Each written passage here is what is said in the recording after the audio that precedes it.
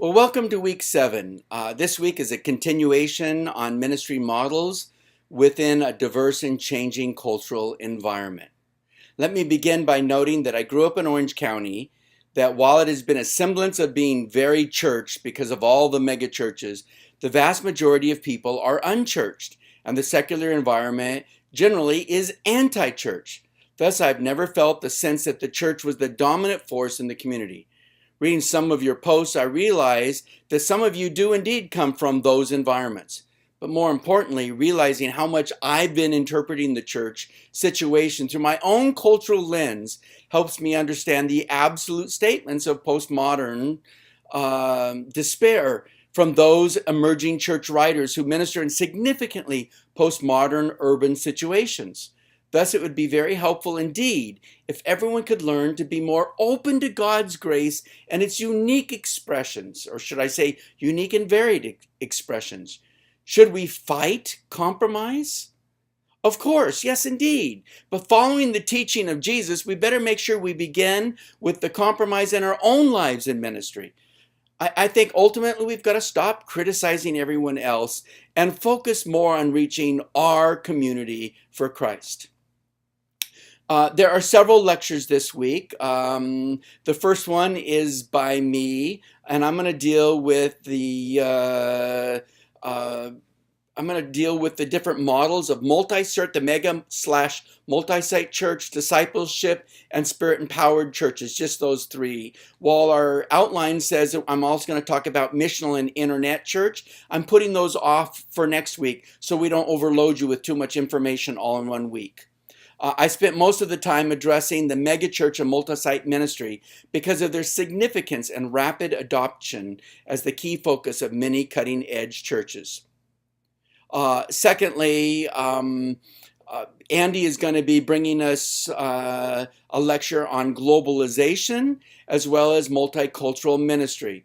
That is definitely his area of expertise, and he's going to be posting the lecture for that. And I also have a third very small lecture that I found online that I wanted to post on discipleship.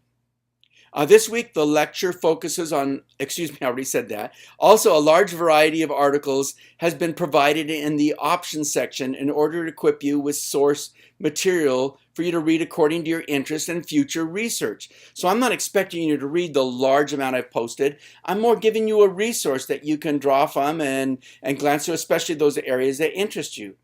Of course, there are many more ministry approaches than I've posted, such as the seeker-sensitive approach, but it seems prudent to streamline the discussion to the newer approaches, assuming the others have been well discussed over the years and you are probably fairly familiar with them.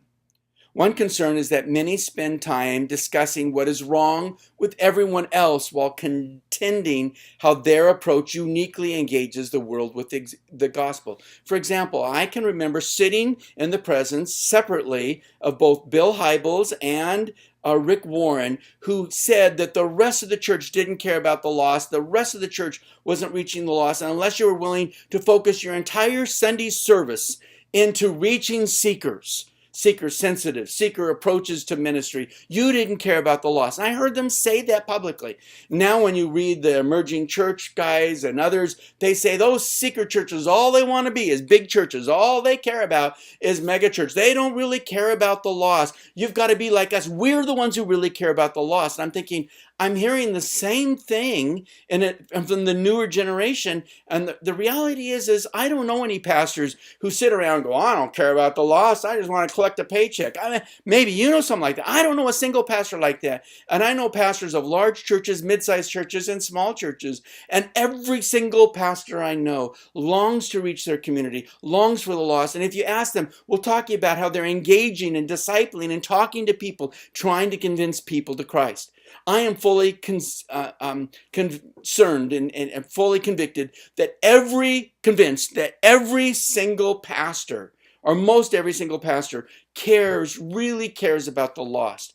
So instead of criticizing everyone, instead we need to be praying for people and say, bless you that you're out there reaching the lost. Oh, may God bless you to do it even more while we continue to do that. Thus, avoid the tendency to join in to a critical attitude.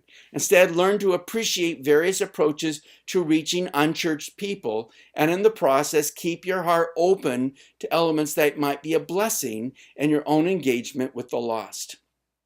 Uh, Finally, our assignment for this week is your cultural response outline is due. So you finished finished today or yesterday, and turned in your paper for your literature review, and you became knowledgeable in a subject. So this is what I'd like you to do. I'd like you to choose an aspect of culture that interrelates with what you explored that is rapidly changing. So we're going to kind of tie the different elements of our class together. So we've talked about how our culture is changing. So find at least one aspect, and our culture is changing in so many different ways. Find one aspect where the culture is radically changing and explore the implication of that change within your ministry context and within the subject that you explored. And you might say, Egets, how can I do that? Well, just let it settle for a little bit and think about the ministry that you explored and what that looks like and how that interrelates to your ministry context. And then think of what would make that work, how that addresses a change of culture, or how the changing culture is going to be addressing that more difficult.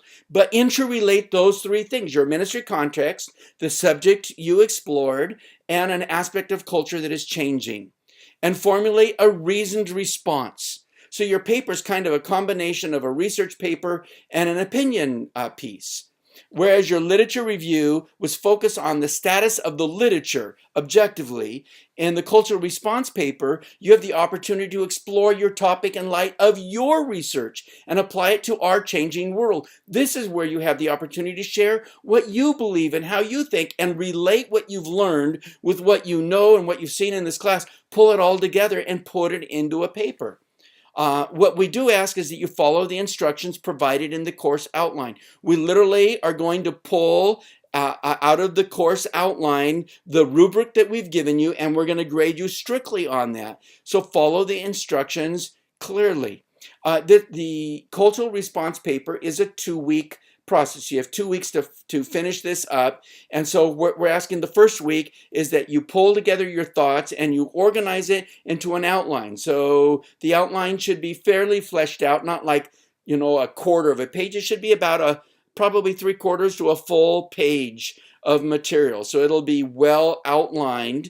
That kind of structures your thoughts so you know where you're going, so that next week you can build on that structure and fill it out and flesh it and write it into paragraph form.